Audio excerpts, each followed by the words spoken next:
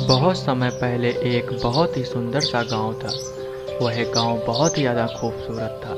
उसी गांव की एक टूटी हुई झोपड़ी में एक मदन नाम का एक आदमी रहा करता था। मदन थोड़ा सा आलसी था।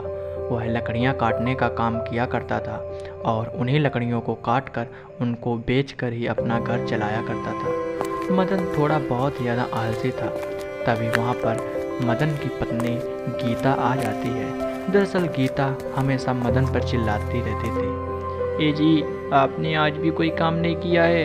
आप काम क्यों नहीं करते हो?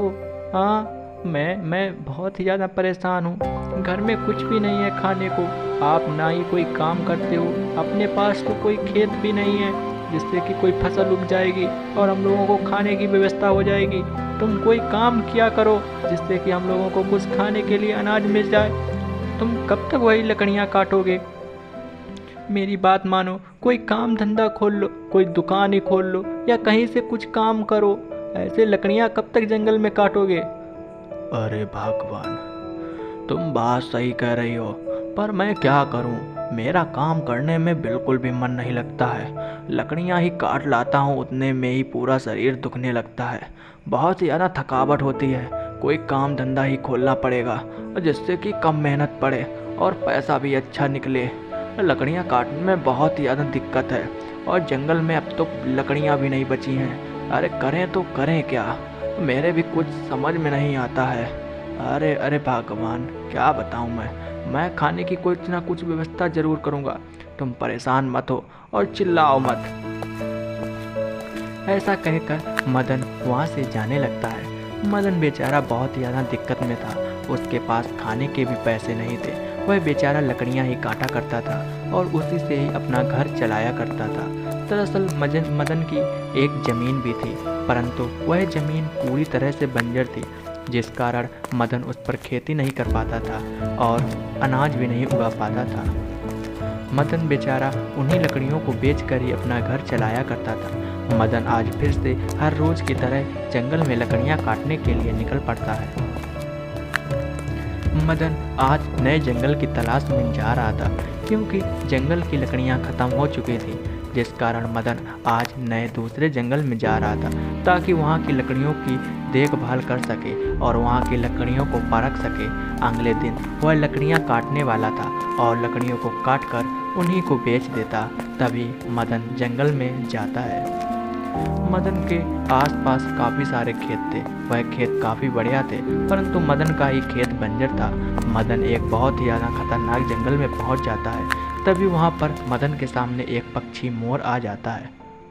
अरे यार, अब ये क्या बला है? हुर्र हुर्र हुच हुच। अरे यार, कुछ समझ में नहीं आ रहा, ये उड़ क्यों नहीं रहा? अरे उड़ जा भाई मोर। अरे हुर्र हर हच। अबे यार, पता नहीं क्या हुआ है आज। आज तो पूरा दिन ही खराब हो गया है। हुर्र हुर्र, उड़ जा उड़ जा। हट।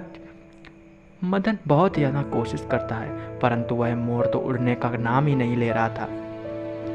मदन बीच रास्ते में फंसा हुआ था। वह मोर बीच रास्ते में आके रुक जाता है। तभी अचानक वह मोर वहाँ से उड़ जाता है और उड़कर भाग जाता है। अरे यार, बहुत ही ज़्यादा दिक्कत है। इस जंगल में तो मैं आके फंस गया हूँ। मैं तो आज तक इस जंगल में आया भी नहीं हूँ। तभी मदन आगे जाने लगता है। मदन बहुत ही ज़्यादा परेशान था, क्योंकि वह जंगल में भटक चुका था। उसको आगे की रास्ता बिल्कुल भी नहीं पता थी। तभी मदन आराम करने के लिए सोचता है। वह एक पेड़ के पास जाकर वहीं पर बैठ जाता है। अरे यार, यहीं पे थोड़ा सा आराम कर लेता हूँ, इसके बाद में आगे की रास्ता देखी जाएगी। और वैसे भी ये जंगल नया है, मेरा तो दिमाग खराब होने लगा है। मैं रास्ता ना भूल जाऊँ कहीं। चलो थोड़ा सा आराम कर लेता हूँ। तभी मदन वहीं पर आराम करने लगता है, परंतु अचानक वहाँ पर एक छोटा सा बंदर आ जाता है। तुमने मुझे पहचाना है? नहीं जानते हो? मैं तुम्हारा पीछा कर रहा था जंगल से। बहुत ही देर से मैं तुम्हारा पीछा कर रहा था। क्या करने आए हो इस जंगल में? क्या लकड़ियाँ काटने के लिए आए हो? मैं तुमको लकड़ियाँ बिल्कुल भी नहीं काटने दूंगा। अरे यार, मैं कहीं सपना तो नहीं देख रहा हूँ? ऐसा कैसे हो सकता है? एक बंदर कैसे बोल सकता है? अरे अरे, मैं कहीं सपना ही लगता है देख रहा हूँ। मुझे कुछ समझ में भी नहीं आ रहा है, मेरे साथ हो क्या रहा है। अरे नहीं, ये सपना नहीं है, ये हकीकत है। पर ये बंदर कैसे बोल सकता है? अरे अरे अरे, तुम कौन हो? और और तुम ये बोल कैसे सकते हो? क्या तुम मेरी आवाज़ को समझ सकते हो? अरे अरे बताओ बंदर, तुम्हारा नाम क्या है? हे, क्यों चौंक गए ना? हे, मुझे पता था। मुझे सभी लोग देख के चौंक जाते हैं और आधे तो डर के भाग जाते हैं। वैसे तुम पहले हो जो यहाँ पर इतनी देर तक टिके हो। मैं बोल सकता हूँ। मुझे एक बाबा जी ने कुछ शक्तियाँ दी थी जिस कारण मैं बोल सकता हूँ। बताओ मैं तुम्हारी क्या मदद कर दूँ, और इस जंगल में क्या क्या करने आए हो? बताओ बताओ, जल्दी बताओ जल्दी। अरे अरे अरे अरे, मैं इस जंगल में कुछ भी करने के लिए नहीं आया हूँ। मैं तो यहीं पे घूम रहा था और रास्ता भटक गया हूँ, जिस कारण मैं इस जंगल में आ गया हूँ। मुझे यहाँ से जाने की रास्ता बता दो। ही, मुझे बेवकूफ़ समझते हो? इस जंगल में ऐसे कोई भी नहीं आता है, कोई काम ही होता है तभी इस जंगल में लोग आते हैं, और मैं उन लोगों को डरा के भगा देता हूँ। ही, बचे बचे बताओ। अरे अरे अरे, मेरी बात मानो। मैं कुछ भी करने के लिए नहीं आया हूँ। मुझे बस यहाँ का रास्ता बता दो। मैं बहुत गरीब आदमी हूँ, मेरे पास खाने को भी कुछ भी नहीं है। मुझे रास्ता बता दो। हे, मैं तुमको रास्ता बता दूंगा। चलो, तुम एक अच्छे आदमी लगते हो मुझे, और मैं जानता हूँ कि तुम गरीब भी हो। मैं तुमको कुछ देता हूँ जिससे कि तुम अपनी अपनी बंजर ज़मीन पर खेती उगा पाओगे।